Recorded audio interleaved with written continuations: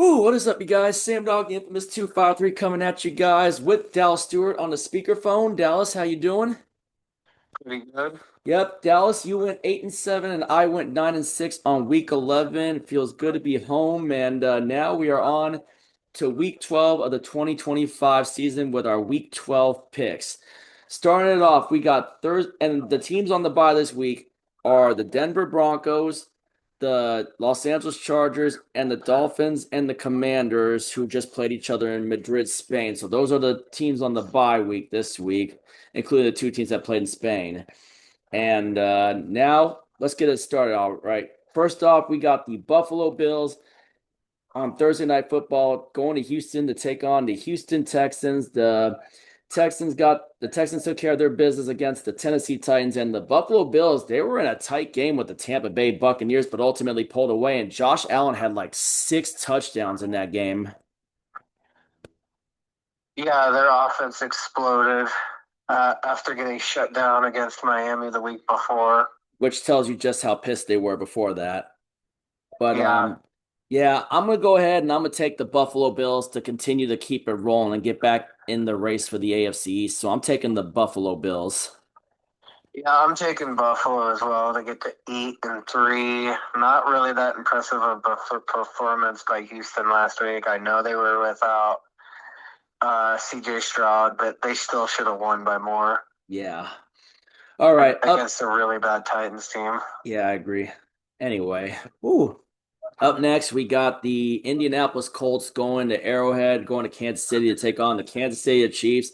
The Chiefs lost to the Denver Broncos. So, man, want to talk about big disappointment there for the defending AFC champs. Now Denver leading that division. No surprise there. Meanwhile, the Indianapolis Colts are coming off of a bye week where before that, they had that crazy shootout win and overtime win over the Atlanta Falcons in Berlin, Germany. And Jonathan Taylor continues to play like an MVP caliber running back, which I'll be honest, if there's a running back that deserves the MVP, I'd give it to Jonathan Taylor this year. Yeah, He's having an incredible season. Daniel Jones resurgence continue. And you know what? I'm gonna go ahead when you're really sure about it, when you know you can do it. I'm gonna actually pick the Indianapolis Colts to continue to be Patrick Mahomes' kryptonite. The Colts are the one team that Patrick Mahomes has actually never beaten. So I'm going to take the Indianapolis Colts to continue their ownership of Mahomes. So give me Indianapolis. I'm feeling good about the Colts and the yeah, rest of I'm them. gonna go with the Colts as well to drop Kansas City to below 500 and put Kansas City in kind of desperation mode. Yeah, that's going to be the first time we've really seen them in desperation mode. Kansas City can afford uh, very few more losses. Yeah, otherwise they could possibly be watching the playoffs from the couch for the first time since 2012, like you mentioned before.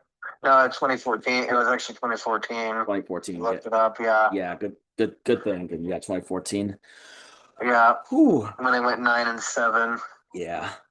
That was obviously way before Mahomes when they still had Alex Smith. Alex Smith years. Yeah. All right. Up next, we got our game. We got the Seattle Seahawks going to Nashville to take on the Tennessee Titans. As we mentioned before, Titans got handled by the Texans and Seahawks. Well, I'm gonna be honest with you. You throw 4 interceptions, you're never gonna win. Let's be honest with that. Sam Darnold put up his worst performance, but when we had that sloppy second half against Arizona, I was nervous that it could have a carryover effect, and it definitely did. I saw it firsthand with my own eyes. I saw it with my own eyes in SoFi Stadium back on Sunday with how bad Sam Darnold looked. I mean, but like I mentioned, don't force it. This is on Sam Darnold. This is my message to Sam Darnold. If there's no open receiver, don't force in the coverage. Just throw it away. Because some of those interceptions you threw were on first down when you could have just thrown it away and played to live and play another down. You just don't force it into coverage. Because one of the other interceptions, he had Kenneth Walker open on the play. Just throw it to an open receiver, man. Just don't force it. But the fact that we still had a chance to win at the end tells you just how good our defense was. Because Stafford didn't particularly play his best game, despite having 2 touchdown passes. But the only times the Rams scored off of interceptions was when they had the short field.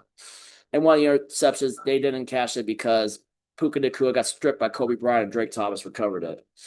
And then the last interception, we forced them to punt. Yeah, exactly. But the fact that we still had a chance to win just tells us, I mean, regardless of The red zone struggles really hurt us. yeah, having to settle for those We field goals. like one more touchdown in the red zone, we win that game. Yeah, if we don't get hosed on that holding call where Kenneth Walker had that touchdown in the second half, like you mentioned, we probably win that game too. And if Darnold doesn't throw us 4 interceptions, we win that game.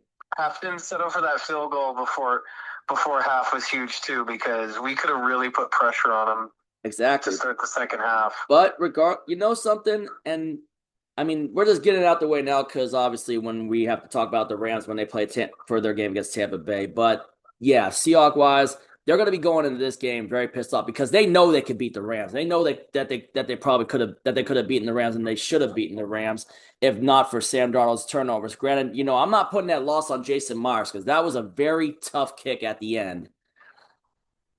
I also thought they could have managed the clock better at the end. Yeah, they should have done it a lot faster too, especially when we were at 2 minutes. Like 20 seconds by not calling a timeout. Yeah, and plus we kind of had 2 minutes 20 something seconds, but getting that touchdown for a 2 minute warning was huge. But then getting pinned at the 1 really killed us. If that ball goes in the end zone, we got at the 20. I would have felt a lot better about our chances getting into a field goal range from Myers. A lot closer, a lot more makeable.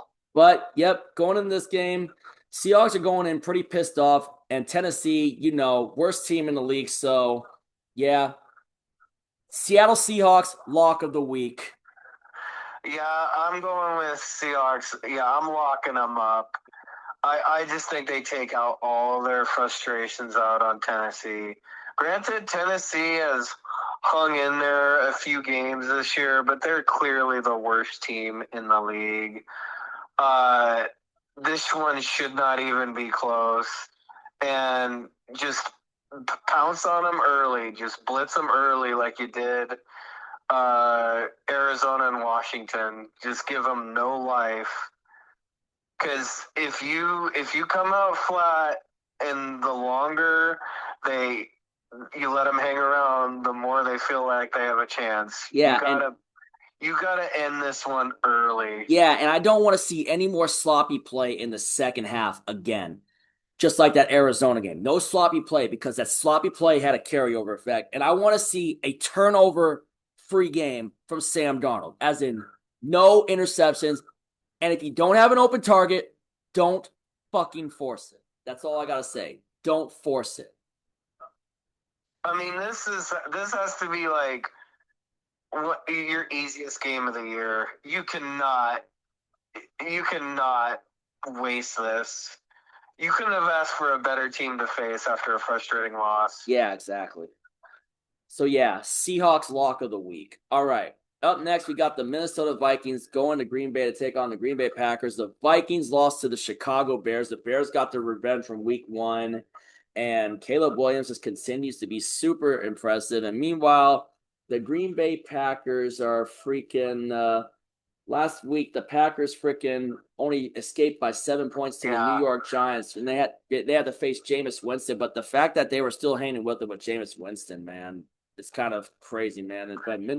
Packers have looked really questionable the last few weeks. Yeah, and Richard Sherman was actually ripping in the Minnesota Vikings fans on his podcast earlier about the whole thing with our loss to the freaking Rams the other day. But the Vikings fans were like ripping because of the whole Sam Darnold thing with that. But look at Minnesota; they're way worse. They're way worse. Even with JJ McCarthy, they're way worse, and they're about to get clapped by Green Bay. So give me the Packers. Yeah, give me the Packers as well. Minnesota's just been way too inconsistent. They score that touchdown with like 50 seconds left, and they allow a long kickoff return. That was a heartbreaking loss for Minnesota. It looked like they were going to steal one at the end, and I think that carries over into this week. I wouldn't be surprised if it did. All right, up next, we got the New York Jets going to Baltimore to take on the Baltimore Ravens. The Jets got clapped by the Patriots on Thursday night, and the Baltimore Ravens is getting Lamar back. They're on a tear. They're on a tear. They are getting hot. Yeah, they are, but not really that impressive of a performance against Cleveland. They survived. Yeah, they survived, but well, I remember just watching some of those games on the Giant Ring, which was pretty cool at SoFi, being able to watch all those games early. But yeah, this should be a walk in the park. Give me the Ravens over the Jets. The Ravens, easy pick. Yeah, give me the Ravens in my second lock. I think they're just going to dominate the Jets. Yeah, I agree with you on that. So Just finally, the Ravens are starting to round into playoff form. yeah. All right. Up next, we got the New York Giants taking on the Detroit Lions. The Lions, Jared Goff put up his worst performance of the year so far in their freaking I think they lost 17-9 to the Philadelphia Yeah, 16 to 9. 16-9 to the Philadelphia Eagles, and the Giants fell 20-7, 20-27 to the Green Bay Packers with Jameis Winston at quarterback. And if Jameis Winston's back, man, with quarterback, the Giants. I think they're just, you know, turning it in on the season. I think they're just done. They just want to get the rest of the season done. So give me Yeah, Detroit to bounce back and just knock the Giants out again at home. I'm taking the Lions. yeah, this one's a pretty easy one. I'm gonna go with Detroit as well. I think their offense is gonna explode. Is gonna explode in this one, and they need to start to stack some wins, or they won't win the NFC North. Yeah. It'll be Green Bay's division or Chicago's division, actually. And speaking of Chicago, they're up next. They take on the Pittsburgh Steelers, and the Steelers are coming off of that huge win over the Cincinnati Bengals. Granted, Aaron Rodgers got a little dinged up; his wrist got hurt, and then the Chicago Bears, continuing their tear, they freaking took care of their business against the Minnesota Vikings, getting revenge for that Week 1 loss. And you know something? I'm actually going to go ahead and I'm going to take if Aaron Rodgers is dinged up. I'm not so confident in Pittsburgh right now, man. I mean, Yeah, rather yeah, if they have to be Mason Rudolph. So, I mean, we'll see. We'll see what happens later on. But I'm actually going to go ahead and I'm going to take the Chicago Bears to win at home against the Steelers. Surprisingly, I'm going to go ahead and I'm going to take a shot on Chicago. yeah, I'm gonna go with Chicago as well. They're just uh, they're just finding ways to win late, and you got to give them credit for that. Their defense has played really well this season, and they've been one of the bigger surprises. And I would definitely say Ben Johnson's in Coach of the Year conversation with what he's done with that team. Yeah. They look like a completely different team from the last few years. Yeah. All right. Up next, we got the New England Patriots taking on the Cincinnati Bengals. The Patriots got that big win on Thursday Night Football over the New York Jets. They just were able to pull away with ease. And then the Cincinnati Bengals fell to the Pittsburgh Steelers. Mike Vrabel, definitely another coach that could be in the Coach of the Year conversation in the league this year. Look at how well he's got Drake May, and look how well the Patriots are playing. And Travion Hendrickson continues to kill it. Travion Hendrickson had a hat trick on Thursday Night Football against the Jets. He had 3 touchdowns. Yeah. And I like the Patriots to keep it rolling, so I'm gonna go ahead and take the Patriots. Yeah, I'm going to take the Patriots as well to keep it rolling. I think the Bengals are starting to run out of steam. Definitely the loss of Joe Burrow is rearing its ugly head, and they just look like they're starting to mail it in for the rest of the season. Yeah, just like the Giants. Their defense is just so bad. It's just like the Giants mailing it in too. Losing Joe Burrow, that was the end of their season. That was when he went down. That was the death blow indeed. All right. Up next, we got pretty much. I'd say this is the toilet bowl of the week. We got the Cleveland Browns going to Las Vegas to take on the Las Vegas Raiders. The Cleveland Browns, they hung in there for a little bit, like you mentioned, with the Ravens, but ended up losing. And then the Raiders got absolutely manhandled and destroyed by the Dallas Cowboys, which was expected. And Geno Smith throwing interceptions again, which is obviously the reason that why we shipped them and got rid of them. So no surprise there. And I mean, for a toilet bowl, this is kind of an actual easy toilet bowl to pick. I'm taking the Cleveland Browns to go into Vegas and walk out with the win. I'm taking the Browns. Yeah, I'm taking Cleveland as well to get their third win. I mean, they hung in there with Baltimore, and I just thought they were going to get destroyed, so I give them credit for that. And Vegas is just a mess. They have so many issues with their team. God, that was a bad performance last night. It really was. And this game is really going to affect draft position. It really is too. The winner, the winner is really going to hurt their draft position. Because that's why they call it tank ball. Bases, or both these fan bases are rooting for their team to lose. Probably.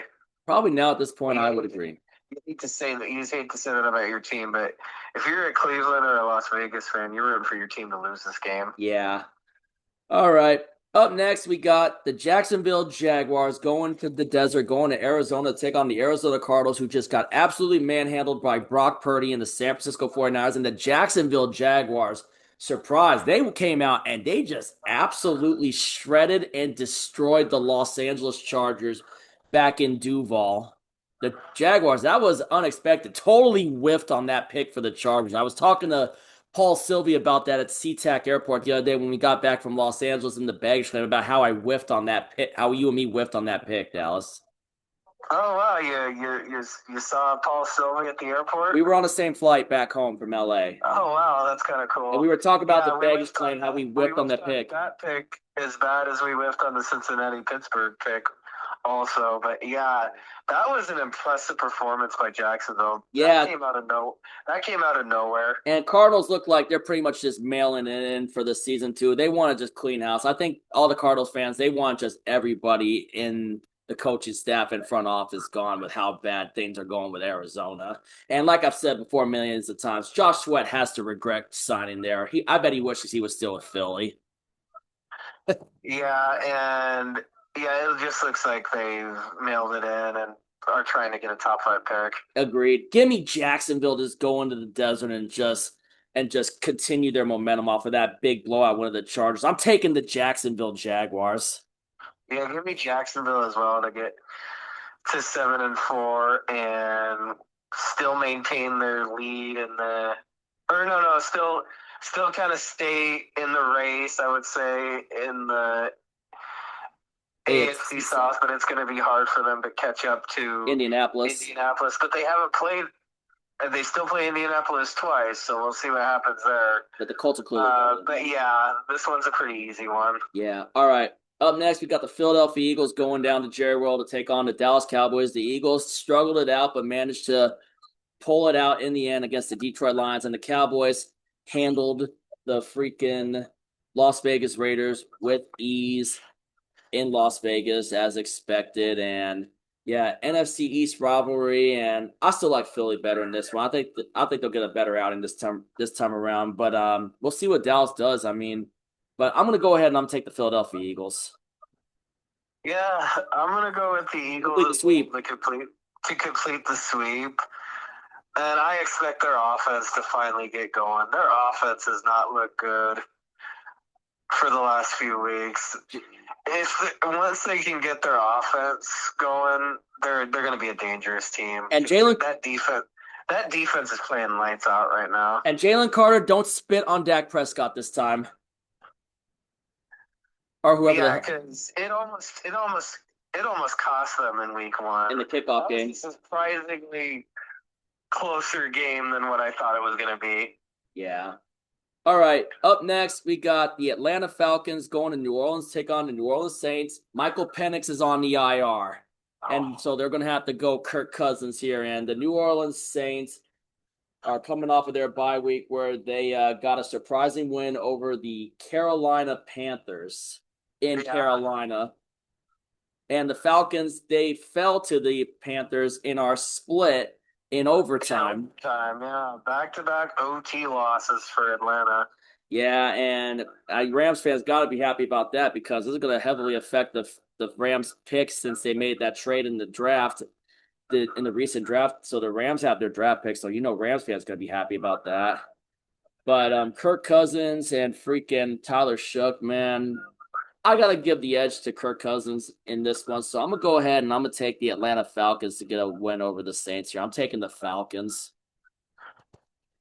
Yeah, I'm taking the Falcons as well. God, you could classify this as another toilet bowl. Yeah, God, if the Atlanta had just they win those last two games, they're right in it, and now their season's basically over. yeah. All right, up next we got the Tampa Bay Buccaneers on Sunday Night Football going to SoFi Stadium to take on the Los Angeles Rams. Buccaneers, obviously smoked by Josh Allen with those 6 touchdowns. They were hanging in there for a little bit, but then Allen pulled away. Rams, we already talked about their 4 turnovers to Sam Darnold, but they still looked like they showed signs of weakness because they let Yeah, us hang around and they gave us a chance to win, even though we didn't make that kick. So, like I said, I feel like we can get them in the second matchup in Seattle. Granted, we'll see. I mean, depending on what version of Sam Darnold we got, because I said that game back on Sunday, which I was there, was the real test for Sam Darnold, which he failed, which he was forcing those passes into coverage on those 4 interceptions, which he should never have done. But the Rams, Buccaneers, this is probably going to be the game of the week. yeah. This would probably be my game of the week. Yeah, Tampa Bay, Buccaneers, Baker Mayfield. Let's see. I mean, tough loss to Buffalo. Let's see if they can get back into form. And Rams showed some signs of weakness, but I'm gonna go ahead and I'm gonna side on LA in this one to pull it off at home against the Buccaneers. But I would love to see Tampa Bay pull an upset if they can. But I'm gonna go Rams on this one. Yeah, I'm gonna go Rams as well. I just favor their defense a little bit more. Boy, Tampa's kind of fallen back down to earth after that like 5-1 start. They kind of really need this game where they can start to get into desperation mode because they have Carolina breathing right down their necks in the NFC South. Surprisingly, Yeah, they've really come back down to earth after that hot start. they really have. And then last but not least, speaking of Carolina, you mentioned them. We got the Panthers going to Levi Stadium to take on the San Francisco 49ers on Monday Night Football, which the 49ers just manhandled the Arizona Cardinals with ease, with Brock Purdy being back at starting quarterback. And obviously the Panthers, which I gave them one more chance on that split against the Falcons, pulled it off in overtime, which gave me the win on the split. And yeah, pretty easy. 49ers. I'm taking San Francisco on this one. Give me the 49ers. Yeah, I'm taking 49ers, unfortunately, to get to 8-4. I do think I do think this has a chance to be a pretty good game, but I just got to favor San Francisco a little bit more. Because of Christian McCaffrey. It's had a surprisingly okay season, to be honest. They've Yeah. actually been one of the bigger surprises. They really have, even They with doubled Bryce Young. the win total from like 2 years ago. They really have. And Carolina's they've already surpassed last year's win total. Carolina's That's not going to be an easy game for the Seahawks in Week 17. It's not. It's not. I At mean, the beginning of the year, it looked like it was going to be one of the easiest games of the year. yeah. But I'm definitely not. I definitely wouldn't overlook Carolina I either. would love to see Carolina pull this one off and help us out a little bit in the NFC West. But I gotta take San Francisco. Yeah, I agree on that one. I would love to see it too. And those are our Week 12 picks. Drop your picks down below, and we will catch you for the post game recap after the game on Sunday. And yeah, Dallas, thank you again for coming on. And as always, go Seahawks. Catch you on the post game recap.